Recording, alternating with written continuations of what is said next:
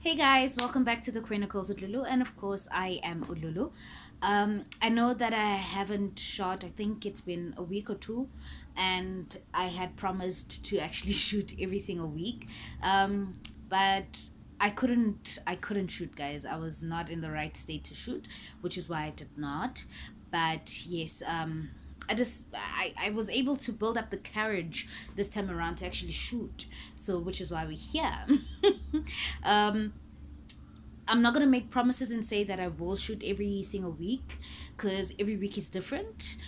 So yeah, I'll shoot whenever I can, and yeah, that's about that. Anyway, I didn't want to make the intro long, so I'm sure you guys have seen the title of the video that we are talking or addressing terms that are used to describe queers that I am not really comfortable with. So let's just roll the bumper and get into it.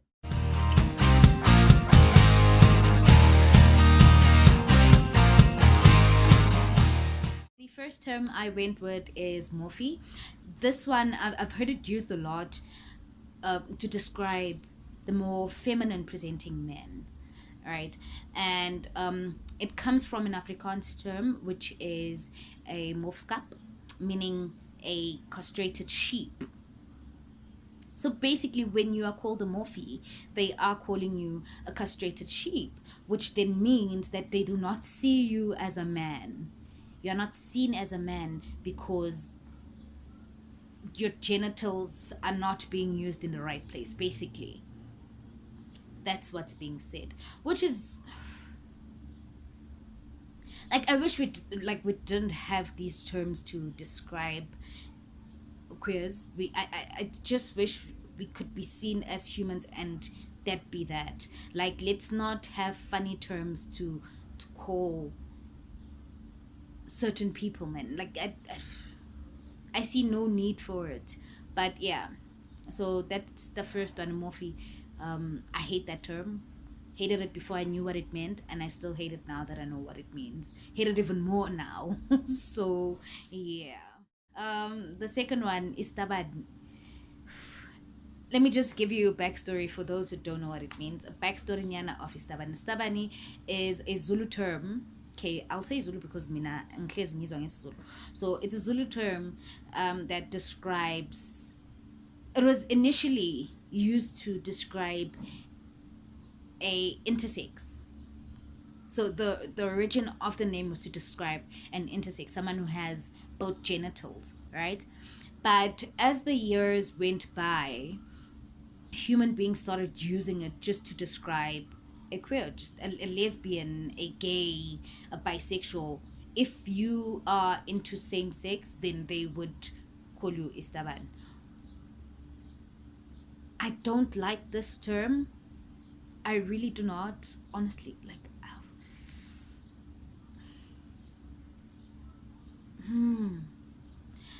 I I don't. I feel as though it was used to demean a person, because even if you were to listen to how people say it, they don't say it as istaban, but istaban. Like, it it sounds different, it feels different. Like, when it's said to me, honestly, all my organs just shift, and they do not shift in a good way, they shift in anger, because it's not a nice term. I hate this term. I hate it. I feel like it was a term that people came up with to belittle the homosexuals. Like, but maybe when it came up, it was not to belittle us. It was just to how do I put this? It was just to identify an intersex, and that was that. But mistranslation, mistranslation over the years, and now it's just used to describe any homosexual. Yeah, it's yeah. Term is a British term that was used to describe a gay man, which is faggot. This term actually means a dislikable person. So obviously I will not like this term. Obviously it already says dislikable, like its definition is a dislikable person, and you want to call me a faggot. So you are saying that I am a dislikable person? Of course I'm not gonna like the term. Hate it. Hate it. Few people don't think this term is bad, but I do. The term is a dyke. Dyke is a term used to describe a masculine presenting woman. Initially, the word, obviously, when it came, it was to it is to describe a masculine presenting woman, but it was not to be like, yay, masculine presenting women. No, it was it was a term used to make these masculine presenting women feel bad about themselves, make them feel like, to belittle them basically. So yeah, that's how it came about. It was just to make them feel real shitty about them about themselves. But props to my beautiful masks for actually taking the word and running with it and put it and making it seem like, making it positive, man. Props to them, because I mean, a lot of people don't even see it as a bad word because our masks have been running with it. Yeah, so that's the last term, usisputi.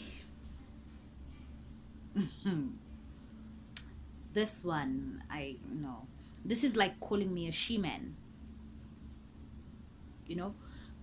Yeah, in a sense, usisputi is a she-man. Because this is a term used by the Ngunis, the Africans, to describe a a gay man or a gay woman.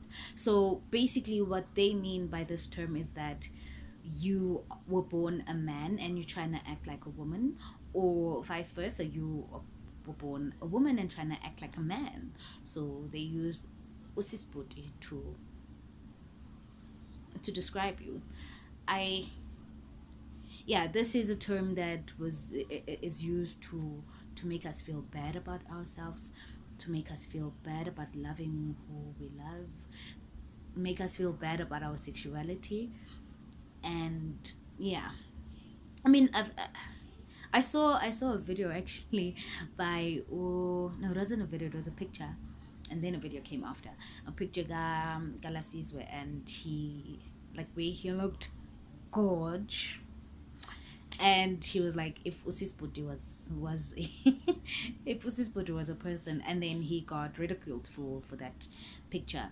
But he was just trying to take the power back into his own hands, taking control of that term, the same way a lot of people have used ustabani to take back the control, to feel like they are in control again, the same way people use dyke to feel like they're in control, the same way some use the term faggot.